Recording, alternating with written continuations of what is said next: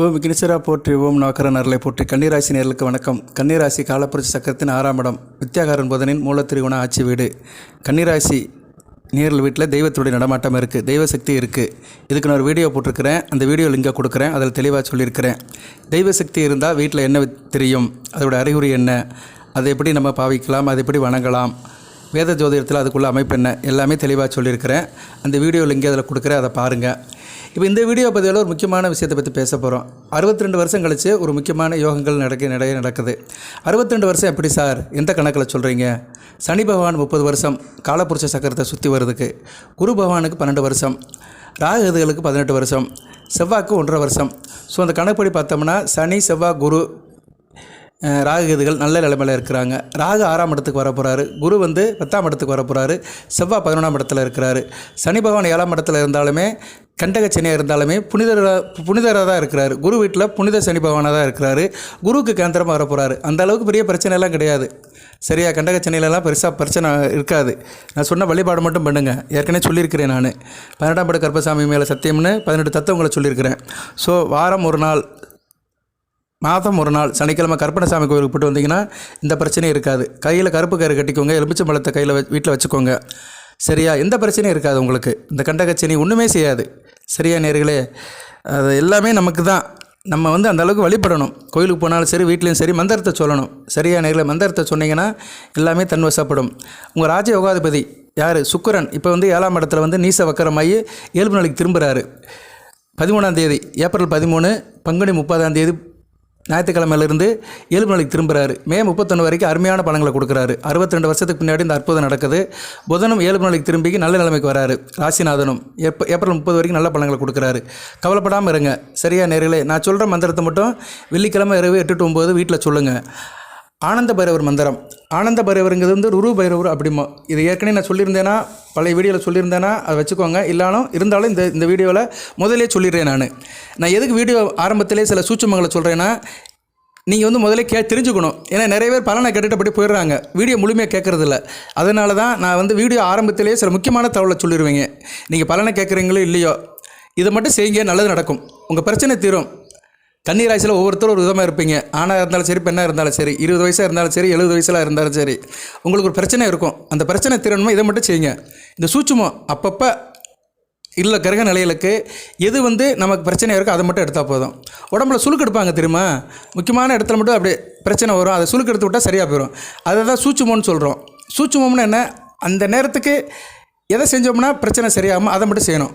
இப்போதைக்கு சுக்கிரன் தான் ஒரு மாதிரியாக இருக்கிறாரு. 2-9 கூடையவன், தன குடும்ப வாக்குஸ்தானாதிபதி, பாக்கியஸ்தானாதிபதி. அவரை டியூன் பண்ணி விட்டீங்கன்னு வச்சுக்கோங்களேன், எந்த பிரச்சனையும் இருக்காது. சுக்கிரனுக்குள்ள மந்திரத்தை இப்போ சொல்லிடுறேன். இது சைவ மதத்தில் உள்ள மந்திரம். சிவனை கும்பிட்றவங்க சுக்கிர அருளை வேணும்னா இந்த மந்திரத்தை சொல்லலாம். வைஷ்ணவர்களுக்கு வேறு, அவங்க பெருமாள் யார்? ஸ்ரீபதி மந்திரத்தை சொல்லணும். ஸ்ரீனா யார்? மகாலட்சுமி. பதினா பெருமாள். இப்போ ஸ்ரீபதி யோகமே இருக்குது ராசி 7ஆம் இடத்துல. இதுதான் வேத ஜோதிடம். ஒன்று சொல்லும்போது ஒன்று வந்துருச்சு பாருங்கள். ஸ்ரீனா சுக்கிரன், பதினா யார்? பெருமாள் மார்பில் தான் மகாலட்சுமி இருக்கிறா. ஸோ பெருமாள்னா யார்? புதன் தான், உங்கள் ராசிநாதன் தான். 2 பேரும் 7ஆம் இடத்துலேருந்து ராசியாக பார்க்குறாங்க. அந்த ஸ்ரீபதி யோகமும் இருக்குது. சரியா? ஸ்ரீரங்கம் உலகளந்த பெருமாள் லட்சுமி நாராயணன், ரங்கமன்னார், ரங்கநாயகி, ஆரியப்பட்டாள். ஸ்ரீரங்கத்துக்கு போயிட்டு வரலாம். ஸ்ரீரங்கத்தோட ரங்கநாதனோட நாமத்தை சொல்லலாம். திருப்பதி சொல்லலாம். திருப்பதியுடைய பாசுரங்களை படிக்கலாம். வெங்கடாஜலபதியோட நாமத்தை சொல்லலாம். ஓம் கோவிந்தா போற்றி, கோபாலா போற்றி, கோதர்ஷனா போற்றி, மாதவா போற்றி, மைசூதனா போற்றி, மணிவண்ணா போற்றி, முராரி போற்றி, ஸ்ரீகரி போற்றி, உலகளந்த உத்தமனை போற்றி, உப்பிலியப்பனை போற்றி, திருப்பதி ஏழுமலை வெங்கடேச பெருமாளை போற்றி, கல்லழகா போற்றி, சோழமலை அழகா போற்றி, சுந்தராஜ பெருமாளை போற்றி, வைகுண்ட வாசனை போற்றி, லட்சுமி நேசனை போற்றி, திருப்பால் கடலில் இருப்பவனை போற்றி, ஆதிசேஷன் அமர்ந்தவனை போற்றி, பாடலாத்திர நரசிங்க பெருமாளை போற்றி, பள்ளிக்குண்ட ஸ்ரீரங்கத்து பெருமாளை போற்றி, வடபத்திர சாயி போற்றி, பிரச்சனை வெங்கடாஜலபதியை போற்றி, காஞ்சி வரதராஜ பெருமாளை போற்றி, அத்திவரதரை போற்றி, அயக்கிரியவரை போற்றி, அலைய சிங்கரை போற்றி, சங்க சக்கரதாரியை போற்றி, இன்னும் சொல்லிக்கிட்டே இருக்கலாம். நான் கட்டது துளி அளவு, கல்லாதது கடல் அளவு. அவன் நாமத்தை நினைங்க, வந்துக்கிட்டே இருக்கும். வற்றாத ஜீவனதையாக வந்துக்கிட்டே இருக்கும். அந்த லட்சுமி நாராயணன் உலகளந்த பெருமாள். சரியா? எத்தனை அவதாரம் எடுக்க போகிறாரோ? எடுத்த அவதாரம் 9. இன்னும் எடுக்க போகிற அவதாரம் எத்தனையோ, 80, 100, கோடியோ. ஏன்னா ராசிநாதன் புதன் தான் உங்கள் ராசிநாதன். புதன் அம்சம். யார்? லட்சுமி நாராயணமூர்த்தி ராசிக்கு 7ஆம் இடத்துல நல்ல நிலைமையில் இருக்கிறாரு. அடுத்து 8ஆம் இடத்துக்கு வந்தாலும் மறைந்த நிறைந்த பலன்களை கொடுப்பாரு. தெய்வத்துடைய அனுக்கிரகம் முழுமையாக இருக்குது. 62 வருஷம் கழித்து இந்த மகா அற்புதங்கள் ராசியில் நடக்கிறதெல்லாம் அந்த நாமத்தை சொல்லுங்கள், பிரச்சனை தீர்ந்து போயிடும். நான் வந்து பெருமாளுடைய நாமத்தை சொல்லியிருக்கிறேன். அவர் நாமத்தை சொன்னாலுமே மகாலட்சுமி வந்துடுவா. இருந்த போதிலும் இதெல்லாம் வைஷ்ணவர்களுக்கு உள்ளது. சைவர்களுக்கு அந்த ஆனந்த பைரவருடைய ருரு பைரவா மந்திரத்தை சொல்லுங்கள். ருரு பைரவா அப்படின்னா அவர் வந்து 8 பைரவரில் முக்கியமான பைரவர். அன்னை மகேஸ்வரியுடைய துணைவன். சப்தகன்னியில் மகேஸ்வரின்னு ஒரு தாய் இருக்கும். வராகினி, வைஷ்ணவி, இந்திராணி, காயத்ரின்னு இருக்குல்ல, அதில் வந்து ஒரு அம்மா மகேஸ்வரின்னு இருக்கும். சப்த மாதாக்களை பார்த்தீங்கன்னா மகேஸ்வரின்னு இருக்கும். அந்த அம்மாவுடைய துணைவன். அவர் மந்திரத்தை சொல்லுங்கள். வெள்ளிக்கிழமை இரவு 8 to 9 பூஜை அறையில் சொல்லுங்கள். பெண்கள் சொல்லுங்கள். பெண்கள் தான் செய்யணும். கன்னிராசிக்கு வந்து குடும்பம் களகட்டணும், குடும்பத்தில் நல்லா நடக்கணும்னா செய்யணும். உடனே செய்யாது, உடனே நடக்காது, தொடர்ந்து செய்யணும். சரியா நேரில் இப்போதைக்கு இதை செய்யுங்க. மே 31ஆம் தேதி வரைக்கும் இதை விடாமல் செய்யுங்க. சரியா நேர்களே, இன்னொரு 1.5 மாதத்துக்கு விடாமல் செய்யுங்க. நல்லது நடக்கும். நடக்கலைன்னா எனக்கு கமெண்ட் பாக்ஸில் போடுங்க, ஃபோன் பண்ணி சொல்லுங்கள். கண்டிப்பாக நடக்கும். தொடர்ந்து செய்யுங்க. டெய்லி செஞ்சாலும் நல்லதான், தினமும் செஞ்சால் நல்லதான். இரவு செய்யுங்க. வெள்ளிக்கிழமை கண்டிப்பாக செய்யணும். இரவு 8 to 9. ஓம் ஆனந்த ரூபாய வித்மகி டங்கேஷாய தீமகி தன்னோ ரூரு பிரசோதியாத். ரூரு பைரவ பிரசோதியாத் 3 தடவை சொல்லணும். ஓம் ஆனந்த ரூபாய வித்மகி டங்கேஷாய தீமகி தன்னோ ரூரு பைரவ பிரசோதியாத். ஓம் ஆனந்த ரூபாய வித்மகி டங்கேஷ தீமகி தன்னோ ரூரு பிரசோதியாத். சமஸ்கிருதம். நான் வந்து சமஸ்கிருதம் எனக்கு தெரியாது, ஆனால் அந்த மந்திரம் சமஸ்கிருதத்தில் தான் இருக்குது. சமஸ்கிருதத்தில் சொல்லுங்கள். சமஸ்கிருதம்லாம் வாய்க்கு வரமாட்டேங்க சார் அப்படின்னா ஓம் ஆனந்த பைரவா போற்றி அப்படின்னு 18 தடவை சொல்லுங்கள் போதும். ஓம் ஆனந்த பைரவா போற்றி சொல்லுங்கள். சுக்கிரன் உங்கள் வீட்டுக்கு வந்துடுவார். சுக்கிரன் எப்படி சார் வருவார்? சுக்கிரன் மகாலட்சுமியோட அம்சம், மகாலட்சுமியோட சகோதரன். பார்க்கவன் சுக்கராச்சாரியார். செத்தவரதை மேலுக்கும் சுக்கராச்சாரியார் பார்த்தவன் போற்றி. செத்தவங்களை இருக்கிற மந்திரம் சுக்கிரனுக்கு மட்டும்தான் தெரியும். இருக்கிற நவக்கிரகங்களே வந்து சுக்கிரன் ரொம்ப முக்கியமானவர். அப்பழுக்கற்ற யோகார். குருவை காட்டிலும் சுவர். காளிதாசர் எழுதியிருக்கிறார். உத்தர காலாமிர்தம் அப்படி புக்கில் எழுதியிருக்கிறாரு. அது வந்து ஒரு வடமொழியில் எழுதுனது தான், தமிழ் ஆக்கம் இருக்குது. உத்தர காலா அமிர்தம் அந்த புஸ்தகத்தில் பார்த்தோம்னா சுக்கிரனை தான் அதிகமாக சொல்லியிருக்கிறாரு. சுக்கிரனுக்கு தான் அவ்வளோ சக்தி இருக்குது. அந்த சுக்கிரன் கன்னி ராசிக்கு வந்து ரொம்ப வேண்டிய கிரகம். வரப்பிரசாதம், அற்புதம், அமிர்தம். 2 9 கூடையவன். இப்போ 2ஆம் இடத்துக்கு 6ஆம் இடத்துல இருக்கிறாரு. 9ஆம் இடத்துக்கு 11ஆம் இடத்துல இருக்கிறாரு. 9ஆம் இடத்துக்கு 11ஆம் இடத்துலனா தாப்பன வழியில் நல்ல ஒரு ஏற்றம் இருக்கும். தாப்பன வழி சொத்துக்கள் கிடைக்கும். பங்காளிகள் பிரச்சனை எதுவும் இருக்காது. தாப்பனால ஏற்றம் இருக்கும். 2ஆம் இடத்துக்கு 6ஆம் இடத்துலக்கான குடும்பத்தை கடன் வாங்குற மாதிரி இருக்கும். குடும்பத்தில் பிரச்சனை இருக்கும், புரிதல் இருக்காது. இந்த பிரச்சனையெல்லாம் தீரணும்னா அந்த மந்திரத்தை சொல்லுங்கள். வெள்ளிக்கிழமை இரவு வீட்டில் சின்ன பொருட்களை வச்சு சாமி கும்பிடுங்க. பால்கோவா, கற்கண்டு, பச்சை கற்பூரம், பாயாசம், பால், இந்த 5 பொருட்கள் ஏதோ ஒன்று வைங்க. வெண்மை கலராக இருக்கணும், ஒயிட் கலரில் இருக்கணும், ஸ்வீட்டாகவும் இருக்கணும். 2லையுமே சுக்கிரன் இருப்பார். இதை செஞ்சு அப்படியே கும்பிடுங்க, சிறப்பாக இருக்கும். சரியா நேர்களே, அந்த தெய்வத்தினுடைய வாசம் அப்படியே வீட்டில் ரீட்டைன் ஆகும். தெய்வம் வீட்டில் இருக்கிறது முக்கியம் கிடையாது, அதை நம்ம வந்து தன்வசப்படுத்தணும். எந்த ஒரு மனிதன் தன்வசப்படுத்துறதுல கட்டிக்காரன் இருக்கானோ அவனுக்கு எல்லாமே வசப்படும். நிற்கிறது முக்கியம் கிடையாது, நின்ன இடத்துல நிலைக்கணும். அப்படியே அந்த இடத்துல அப்படியே நின்றுக்கிட்டே இருக்கணும். ஸ்திரத்தன்மை. கன்னி ஒரு உபயராசி. உபயம்னா என்ன? சிரமம் இருக்கும், சரமும் இருக்கும். ராசிகள் 3 விஷயமாக பிரிச்சிருக்கிறாங்க: சரம், சிரம், உபயம். கன்னி வந்து உபயராசி. அதனால் நீங்கள் எப்படி இருக்கணும்னா வேகமாகவும் இருப்பீங்க, அந்த அதே நேரத்தில் வந்து ஸ்டெடியாகவும் இருப்பீங்க. இது ஒரு அதிசயம். வேகமாக இருக்கிறவனால ஸ்டெடியாக இருக்க முடியாது, ஆனால் சிலவரால் இருக்க முடியும். அது கன்னிராசியால் முடியும். ஏன்னா உபயம் வந்து வேகமாகவும் இருக்கும், ஸ்டெடியாகவும் இருக்கும், ஸ்பீடாகவும் இருக்கும், ஸ்டெடியாகவும் இருக்கும். இங்கிலீஷில் சொன்னால் தான் கொஞ்சம் வருது நமக்கு. தமிழை காட்டில் இங்கிலீஷ் தான் அதிகமாக வருது. ஓகே, இருக்கட்டும். எதுக்கு சொல்ல வரேன்னா, நீங்கள் வந்து அந்த வழிபாடு பரிகாரத்தை செஞ்சிட்டிங்கன்னா ஸ்பீடாகவும் இருப்பீங்க, ஸ்டெடியாகவும் இருப்பீங்க, நல்ல விதமாக பார்க்கப்படுகிறது. ஓகே, 62 வருஷம் கழிச்சு இந்த மகா அற்புதங்கள்லாம் நடக்குது. விடாமல் பிடிச்சிக்கோங்க. தெய்வ வழிபாடு செய்யுங்க, சிறப்பாக இருக்கும். ஓகே சார், பீடிகை ரொம்ப போட்டுட்டேன், வழிபாடு சொல்லிட்டேன், அனுசாஸ்திரம்லாம் சொல்லிட்டேன். பலன்கள் எப்படி இருக்குது அப்படின்னா, பலன்கள் என்ன பலன்கள் நம்ம பார்த்து சொல்கிறது தான் பலன்கள். கிரியேட்டிவ் பண்ணுறது தான் பலன்கள். ஆதிபதி விசேஷம், காரகத்துவம். செவ்வாய் 11ஆம் இடத்துல இருக்கிறாரு. 14 கூட யார் அவர்? செவ்வாய் 3 8 கூடையவர். 3ஆம் இடம் தைரிய வீரிய ஸ்தானம். 11ஆம் இடத்துல இருக்கிறாரு. லாபம் தான். எந்த அளவுக்கு எஃபெக்ட் போடுறீங்களோ அந்தளவுக்கு லாபம் தான். தைரிய வீரிய ஸ்தானம். அக்கம் பக்கத்தில் வேலைக்கு போகிறவங்களும் நல்லாயிருக்கும். அண்டை மாநிலத்தில் வேலையில் இருக்கிறவங்களும் நல்லாயிருக்கும். உடம்பிறந்த சகோதர சகோதரியால் நல்ல ஒரு ஏற்றம் இருக்கும். குறிப்பாக அஞ்சல் துறை, போஸ்ட் ஆஃபீஸு இது மாதிரி துறையில் வேலை பார்க்குறவங்களும் மிகச்சிறப்பாக இருக்கும். யூனிஃபார்ம் சர்வீஸில் இருக்கிறவங்களுக்கு மிகச்சிறப்பாக இருக்கும். விவசாயம் பண்ணுறவங்களும் மிகச்சிறப்பாக பார்க்கப்படுகிறது. 3ஆம் இடத்துக்கு 9ஆம் இடத்துல இருக்கிறார், மிகச்சிறப்பாக இருக்கும். குடும்பத்தில் தம்பி, தங்கை, அப்பாவுக்கு இடையே நல்லுறவு நல்லபடியாக இருக்கும். குடும்பம் சுகம் மேனியாக நல்லபடியாக பார்க்கப்படும். அதுமாதிரி 8ஆம் இடத்துக்கு 4ஆம் இடத்துல இருக்கிறார். 8ஆம் இடம் அசுபஸ்தானம் தான், தேக ஆரோக்கிய பிரச்சனை தான். ஆனால் கேந்திரத்தில் இருக்கிறார், தேக ஆரோக்கியம் நல்லாயிருக்கும். சரியா நேர்களே, வராத பணம் வந்துவிடும். வாராக்கடன் வசூலாகும். தூரதேச அமைப்புகள் நல்லா இருக்கும். தூரதேசத்தில் லாபம் இருக்கும். வெளிநாடு வெளிமாநில தொடர்பில் இருக்கிறவங்க இந்த காலகட்டம் மிகச்சிறப்பாக இருக்கும். செவ்வாய் ஒரு பூமிகாரகன், சந்திரன் வீட்டில் கடகராசியில் நீரில் இருக்கிறனால விவசாயம் நல்லாயிருக்கும். விவசாயம் பண்ணுறவங்களுக்கு நல்ல லாபம் இருக்கும். மழைக்கு தண்ணி கிடைக்கும். இந்த வருஷம் தண்ணி பிரச்சனை கிடையாது. வருகிற விசுவ வருடமும் நல்ல மழை பெய்யும். அதனால் தண்ணியை பற்றிலாம் கவலைப்படாதீங்க. விவசாயிலாம் எந்த கவலையும் பட வேண்டாம். ஆட்டோமேட்டிக்காக வந்துக்கிட்டே இருக்கும். இந்த போன வருஷம் திறந்து விட்டாங்க. டெல்டா மாவட்டத்தில் கடமடை வரைக்கும் தண்ணி வந்துருச்சு. இந்த வருஷமும் வரும். சரியா, கண்டிப்பாக வரும். நான் முன்னாடியே சொல்லிடுறேன், இந்த வருஷம் தண்ணி பிரச்சனை இருக்காது. விவசாயம்லாம் நல்லபடியாக நடக்கும். அந்தந்த வேலையை கவனமாக செய்யுங்க. சாமி மேலே பாரத்தை போட்டுட்டு அவங்கவுங்க வேலையை செய்யுங்க. நல்லாயிருக்கும். விவசாயம் நல்லாயிருக்கும். தண்ணி வரும். செவ்வாய் சிறப்பாக இருக்கிறாரு. இந்த காலகட்டம் மிக நல்லாயிருக்கும். ஜூன் 6ஆம் தேதி வரைக்கும் விவசாயம் நல்லாயிருக்கும். தோட்ட பயிர், கால்நடை வளர்ப்பு எல்லாமே நல்லாயிருக்கும். கால்நடை சுக்கிரனை குறிக்கிறது. சுக்கிரனை பற்றி இவ்வளோ நேரம் சொல்லியிருந்தேன். அவர் ராசிக்கு 7ஆம் இடத்துலேருந்து ராசியை பார்க்கறதுனால கால்நடைகள் நல்லாயிருக்கும். கால்நடை மூலம் லாபம் வரும். மில்க் ப்ராடக்ட் பண்ணுறவங்களும் மிகச்சிறப்பாக பார்க்கப்படுகிறது. பால் உற்பத்தியாளர்களுக்கு நல்லாயிருக்கும். இப்படி பலன்களை சொல்லிட்டே போகலாங்க.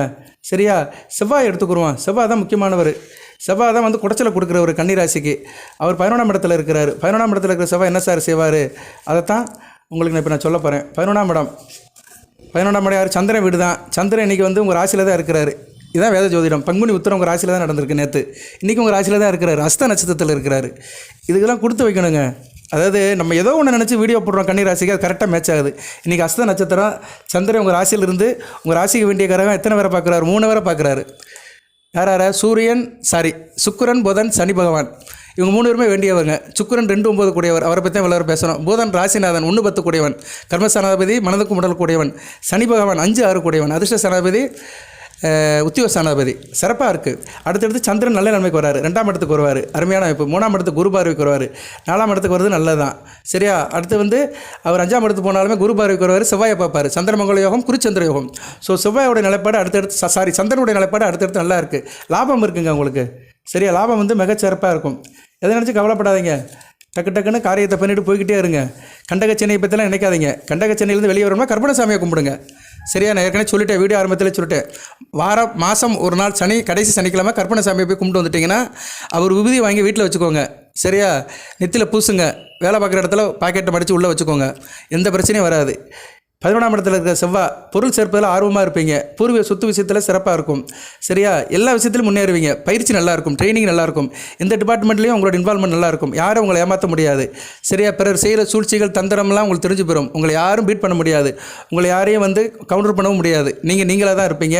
மற்றவங்க செய்கிற விஷயங்கள்லாம் தெரிஞ்சு போயிடும். உங்களை யாராச்சும் கெடுக்க வரானா அது முன்னாடியே அப்சர்வேஷன் பண்ணிடுவீங்க. யாரும் உங்களை ஏமாற்ற முடியாது. நல்ல பணம் சம்பாதிக்கலாம். சரியா, மிகச்சிறப்பாக இருக்கும். இப்போ வந்து நீங்கள் கன்னிராசியில் வந்து மேச லக்கணம், கடக லக்கணம், சிம்ம லக்கணம், விருச்சிக லக்கணம், தனுசு லக்கணம், மீன லக்கணத்தில் பிறந்தீங்கன்னா நல்ல லாபம் இருக்கும். இந்த 6 லக்கணத்தில் பிறந்தவங்களுக்கு நல்ல பலன்களை வந்து செவ்வாய் செய்வார்.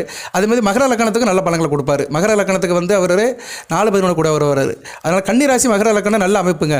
பொதுவாக கன்னிராசியில் வந்து மகர லக்கணத்தில் பிறக்கணும், தனுசு லக்கணத்தில் பிறக்கணும், மீன லக்கணத்தில் பிறக்கணும், மிதுன லக்கணத்தில் பிறக்கணும், கடக லக்கணத்தில் பிறக்கணும், ரிஷப லக்கணத்தில் பிறக்கணும். சரியா, இந்த லக்கணத்தில் பிறந்தீங்கன்னா மிகச்சிறப்பாக பார்க்கப்படுகிறது. இந்த லக்கணத்தில் பிறந்தவங்களாம் நல்லா இருப்பாங்க. சரியா, மறுபடியும் சொல்கிறேன், ஆமான்னு சொல்கிறவங்க கமெண்ட் பாக்ஸில் போடுங்க. மற்றவங்களை காட்டிலும் நல்லா இருப்பீங்க, பிரச்சனை இல்லாமல் இருப்பீங்க. அது கன்னிராசியில் வந்து மகர லக்கணம், தனுசு லக்கணம், மீன லக்கணம், ரிஷப லக்கணம், மிதுன லக்கணம், கடக லக்கணம். இந்த லக்கணத்தில் பிறந்தவங்களாம் மற்றவங்களை காட்டிலும் நல்லா இருப்பீங்க. அவங்களாம் மேக்ஸிமம் இந்த வீடியோ பலன்களாம் கேட்க மாட்டாங்க, இந்த ராசி பலன்லாம் கேட்க மாட்டாங்க. ஏன்னா அவங்க நல்லா இருப்பாங்க. பாடு சோழி இருக்கும், தொழில் வியாபாரம்னு அப்படி பறந்துக்கிட்டே இருப்பாங்க. சரியா, அவங்களுக்குலாம் இதுக்கு டைமே இருக்காது. ஏதோ ஒரு ஏராக கேட்பாங்க, பொழுது போலன்னு கேட்பாங்க. அப்படி கேட்குறவங்க போடுங்க, ஆமாம் சார் நான் வந்து கன்னிராசி மகர லக்கணம் நல்லா இருக்கிறேன் அப்படின்னு சொல்கிறேன், கமெண்ட் பாக்ஸில் போடுங்க. அவங்களுக்குலாம் சிறப்பான பலன்களை கொடுப்பாரு. சரியா நேர்களே, எந்த துறையில் போனாலும் நல்லா சைன் பண்ணுவாங்க. எதிரில் எந்த பிரச்சனையும் இருக்காது. வாகன வசதி இருக்கும், வண்டி வாகனத்தை மாற்றலாம், நல்ல வாக்கு சாதுரியம் இருக்கும், வாக்கு பலிதம் இருக்கும். எந்த ஒரு விவகாரத்திலையோ வெற்றி இருக்கும். வம்பு வழக்கு பிரச்சனை எதாக இருந்தாலும் சரி சைன் பண்ணிடுவீங்க. நல்லா இருக்கும். ஹார்ட் ஒர்க் இருக்கும். எந்த அளவுக்கு எஃபெக்ட் போடுறீங்களோ அந்த அளவுக்கு பலன் கிடைக்கும். வீடியோ ஆரம்பத்தில் அதான் சொன்னேன், எந்த அளவுக்கு எஃபெக்ட் போடுறீங்களோ, எஃபெக்ட்னா என்ன, முயற்சி திருவினை ஆக்கும். சும்மா இருந்தால் அது நடக்காது. அழுதுகிட்டு இருந்தாலும் உழுதுகிட்டு இருக்கணும். சரியா, எந்த அளவுக்கு எஃபெக்ட் எடுக்கிறீங்களோ அந்த அளவுக்கு நல்லாயிருக்கும். சும்மா நான் உட்காந்துட்டு இருக்கேன் கன்னிராசியில் வீடியோ மட்டும்தான் கேட்பேன், யூடியூப்பை மட்டும்தான் கேட்பேன், வேலை வெட்டிக்கு போக மாட்டேன், எதை பற்றி யோசிக்கவும் மாட்டேன், உட்காந்த இடத்துல உட்காந்துட்டு இருப்பேன் அப்படின்னா ஒன்றும் நடக்காது. அவன் ஜாதகத்தில் நல்லா இருந்தாலுமே அவன் செயல்பாடு சிறப்பாக இருக்கணும். சரியா நேர்களே? மந்திரம் கால் மதி முக்கால், மதிக்கு தான் 75 மார்க் கொடுத்துருக்குறான், மந்திரத்துக்கு வந்து 25 மார்க் தான். நான் எதுக்கு நான் அந்த வீடியோ போடுறேன்னா, இப்படி இருக்குது, இந்த நேரம் நல்லா இருக்குது, அதுக்கேற்ற மாதிரி நீங்கள் உங்களை தயார்படுத்திட்டிங்கன்னா காலம் நல்லாயிருக்கும். சரியா? ஈஸியாக வந்து மாங்காய் அடிச்சிடலாம், கஷ்டப்பட்டு மாங்காய் அடிக்க வேண்டிய அவசியம் இல்லை, ஈஸியாக மாங்காய் உங்களுக்கு கிடைக்கும். ஓகே நேர்களே. ஸோ செவ்வாய் வந்து நல்ல பலன்களை கொடுக்குறாரு. அடுத்த புதன் 7ஆம் இடத்துலேருந்து ராசியை பார்க்குறாரு. கூட்டுத்தொழில் பங்கு சந்தை ஷேர் மார்க்கெட் இன்வெஸ்டிகேஷன் நல்லாயிருக்கும். ஸ்ரீபதி யோகம் இருக்கிறதுனால கணவன் மணி உறவு நல்லபடியாக இருக்கும், நல்ல விதமாக தான் பார்க்கப்படுகிறது. சுக்கிரன் அடுத்து வந்து ராசிக்கு 7ஆம் இடத்துல நல்ல நிலைமைக்கு வராரு. நாளை முதல் நல்ல நிலைமைக்கு வரதுனால 2-9 ஆக்டிவ் ஆகும். அந்த சுக்கிர வழிபாடும் பண்ணுங்கள், ஆனந்த பெருவர் வழிபாடும் பண்ணுங்கள், மிகச்சிறப்பாக இருக்கும். 62 வருஷத்துக்கு ஒரு தடவை யோகம் வந்து அற்புதமான யோகமாக நல்ல விதமாக பார்க்கப்படுகிறது. தசாபுத்தி எடுத்துக்கிட்டோம்னா செவ்வாய் திசை நடக்கிறவங்களுக்கு சிறப்பாக இருக்கும். ராகு திசை சுமாரான பலன்கள் தான் இருக்கும். ராகு திசைக்கு வந்து மே 18க்கு மேலே சிறப்பாக இருக்கும். அடுத்து குரு திசை மே 15க்கு மேலே மிக சிறப்பாக இருக்கும். கொஞ்ச நாள் பொறுங்க, 1 மாதம் பொறுங்க. குரு திசை நடக்கிறவங்களுக்குலாம் இப்போ கொஞ்சம் சிக்கலாக தான் இருக்குது. சரியா? கொஞ்சம் கவனமாக இருக்கணும். அடுத்து வந்து சனி மகாதிசை ஒன்றும் பிரச்சனை இல்லை, மத்தியம பலனை கொடுப்பாரு. சனி பகவான் வந்து மத்தியம பலனை கொடுப்பார், ஒன்றும் கெடுபலங்களாக கொடுக்க மாட்டார். அதுக்கு தான் கற்பனை சாமியை கும்பிடணும். இப்போ கன்னிராசியில் வந்து சனி மகாதிசை நடக்கிறவங்க கண்டிப்பாக கற்பனை சாமியை கும்பிட்டிங்கன்னா கூடுதல் சிறப்பு இருக்கும். நான் ஒவ்வொருத்தருக்கா பிரித்து சொல்கிறேன், இது எந்த அளவுக்கு கேட்குறீங்கன்னு தெரியல. கண்டிப்பாக கேட்டிங்கன்னா கண்டிப்பாக உங்களுக்கு நல்லது நடக்கும். இதெல்லாம் உண்மை. நான் உங்களை ராசிக்காக மட்டும் சொல்லலை, நான் டெய்லி ஜாதகம் பார்க்குறேன், ஒரு 3-4 ஜாதகம் பார்க்குறேன், தனிப்பட்ட ஜாதகம் நிறைய பார்க்குறேன். கன்னிராசிலே நிறைய வருது எனக்கு. சரி, அவங்க ஜாதகத்தை பார்க்கும்போது அந்தந்த தசாபுத்திக்கு அந்தந்த வழிபாடு பரிகாரத்தை சொல்லுவேன். அதை தான் உங்களுக்கும் சொல்கிறேன். உங்கள் ஜாதகத்தை பார்க்காமலே சொல்கிறேன். அதை நீங்கள் வந்து காதில் வாங்கிட்டு கடமையாக செஞ்சீங்கன்னா பிரச்சனை தீர்ந்து போயிடும், கவலை தீரும், அவ்வளோதான். காதில் வாங்கிட்டு கடமையை செஞ்சீங்கன்னா கவலை தீரும், அவ்வளோதான். நல்லா இருப்பீங்க. நீங்கள் நல்லா இருக்கணும் தான் என்னோடய நோக்கம். அதுக்கு தான் இப்போ நான் பேசிகிட்டு இருக்கிறேன். சில பேர் சொல்கிறாங்க, ஏன் சார் நீங்கள் 30 நிமிஷம் 40 நிமிஷம் மூச்சு வாங்க பேசுகிறீங்க, அவன் 5 நிமிஷம் 10 நிமிஷத்தில் வீடியோ போட்டு போயிடுறாங்க. அது வேண்டாங்க. நமக்கு உள்ளமாற பேசணும். நீங்கள் நல்லா இருக்கணும். சரியா? ஒரு என்ன சொல்லுவாங்கன்னா, தட்டுங்கள் திறக்கப்படும், கேளுங்கள் கொடுக்கப்படும். சில பேருக்கு ஒரு தட்டு தட்டினாலே திறந்துடும், சில பேருக்கு 10 தட்டு தட்டணும். அது நேரங்காலத்தை பொறுத்து. அதுக்காக தான் கூடுதலாக 4 தட்டு தட்டுறேன். கேட்கட்டும். கன்னிராசியில் பிறந்த உலகத்தில் இருக்கிற அனைவருக்கும் கேட்கட்டும். உலகத்தில் பிறந்த உலகவாழ் கன்னிராசியில் அனைவருக்கும் கேட்கட்டும். கேளுங்க, அதுபடி செயல்படுங்க, நல்லது நடக்கும். வாழ்த்துக்கள் நேயர்களே. இன்னும் நிறைய பலன்கள் சொல்லலாம், அடுத்த 2 காலத்தில் சொல்கிறேன். இப்போ அடுத்து கிரக பயிற்சி எடுத்துட்டோம்னா சூரியன் வந்து ராசிக்கு 8ஆம் இடத்துக்கு வருவார். 12 கூடிய 8ஆம் இடத்துக்கு வருவார். சித்திரை 1ஆம் தேதியிலிருந்து கொஞ்சம் அலைச்சல் இருக்கும். அரசாங்கம் அரசியல் சம்மந்தப்பட்ட அலைச்சல் இருக்கும். அப்பா விஷயத்தில் கொஞ்சம் அலைச்சல் இருக்கும். கவனமாக இருங்க. அரசியல்வாதிகள் கொஞ்சம் எச்சரிக்கையாக இருங்க. அரசாங்க உத்தியோகத்தில் இருக்கிறவங்க, குறிப்பாக அந்த எலக்ட்ரிசிட்டி டிபார்ட்மெண்ட்டு, விண்டு மில்லு, அணு உலை, அணு தயாரிக்கிற இடம், அப்புறம் உயர் பதவியில் இருக்கிறவங்க, ஆளுமை அதிகாரத்தில் இருக்கிறவங்க கொஞ்சம் கவனமாக இருக்கணும். இருந்த போதிலும் செவ்வாய் கேந்திரமாக தான் இருக்கிறாரு. நிலைமை கட்டுக்குள்ளே தான் இருக்கும். நீங்கள் ஆள் நல்லா தான் இருப்பீங்க, இருந்தாலும் டென்ஷன், படபடப்பு இதெல்லாம் இருக்கும். ஏன்னா 12 கூடியவன் 8ஆம் இடத்துக்கு வராரு, 12ஆம் இடத்துக்கு 9ஆம் இடத்துக்கு வராரு. இன்னும் பிரச்சனை பெருசாக ஒன்றும் இப்போ பாதிக்காது, இருந்தாலும் சில டென்ஷன் இருக்கும். 8ஆம் இடம் அல்லவா, அலைச்சலை கொடுப்பார், அவ்வளோதான். அலைச்சலோடு ஆதாயம் இருக்கும். அலைச்சலால் என்ன, தூக்கம் கட்டு போகும், அவ்வளோதான். 12ஆம் இடம் என்ன அயனசேன போகம் தானே, தூக்கம் கட்டு போகும், சரியாக இருக்க முடியாது, வீட்டோடு சேர்ந்து இருக்க முடியாது, அங்கிட்டு இங்கிட்டு அலைஞ்சு திரிகிற மாதிரி இருக்கும். உடல் கொஞ்சம் உஷ்டமாகும். 2ஆம் இடத்தை பார்க்குறாருல, பேச்சில் ஒரு தடிமன் இருக்கும், இவனு சத்தம் போட்டு பேசுவீங்க, அரட்டுவீங்க, இதெல்லாம் குறைச்சிக்கோங்க. சரியா? நல்லாயிருக்கும். ஏன்னா ஏற்கனவே 2 கூட சுக்கிரனும் கொஞ்சம் வீக்காக இருக்கிறாரு. 2ஆம் இடத்துக்கு வர சூரியன் சம்மந்தப்படுறாரு. பேச்சில் ஒரு உஷ்ணம் இருக்கும், கோவப்படக்கூடாது, கோபத்தை மறந்துடணும். சினமனும் சேர்ந்தாரை கொள்ளி எனமனும் ஏமாபாய்ச்சி விடும். நம்ம கோவப்பட்டோம்னா எல்லாமே புசுக்கி போயிடும். அதனால் கோவப்படாமல் பதமாக இதமாக இருங்க. அங்கிட்ட ஏப்ரல் 30ஆம் தேதிக்கு மேலே புதன் வந்துட்டாரா நிலைமை மாறிடும். சரியா? இப்படி தான் பலன்கள். இதுதான் பலன்கள். வேத ஜோதிடம் ஒன்று வரும்போது ஒன்று சரியாக போயிடும். ஒரு கதவை அடைச்சா ஒரு ஜன்னலை திறந்துருவார் கடவுள். அது மாதிரி தான் மாறி நடக்கும். தொடர்ந்து வீடியோ போடுறேன் பாருங்கள். @% என்ன தேவையை எடுத்துக்கோங்க, தேவையில்லாதெல்லாம் விட்டுருங்க. அன்னப்பறிவையாக இருங்க. பாலை மட்டும் குடிங்க, தண்ணியை விட்டுருங்க. சொன்ன வழிபாடு பண்ணுங்கள், மந்திரத்தை சொல்லுங்கள். நான் சொன்ன பூஜை பொருட்கள்லாம் வச்சு சாமி கும்பிடுங்க, சிறப்பாக இருக்கும். நான் பெருசாலாம் சொல்லலை, சின்ன பொருளை வச்சு சிக்கனமாக சாமி கும்பிடுங்க, சிறப்பாக இருங்க. ஷார்ட் அண்ட் ஸ்வீட், ஷார்ட்டாகவும் இருக்கணும், ஸ்வீட்டாகவும் இருக்கணும். வாழ்த்துக்கள். எல்லாம் வல்ல இறைவன் கன்னிராசிக்கு சில சௌபாகியத்தும் சில ஐஸ்வர்யத்தையும் சில நன்மையிலும் கொடுப்பார். 62 வருஷம் கழித்து நடக்கிற இந்த யோகம் வந்து மகா அற்புதத்தை கொடுக்கும். அனைத்து வளங்கள் நலங்களை பற்றி தேக ஆரோக்கியத்துடன் தீர்க்காயுடன் நீடோடி வாழ்க, நிறைந்த வளம் பெறுக. நன்றி நேயர்களே, வாழ்த்துக்கள். நன்றி.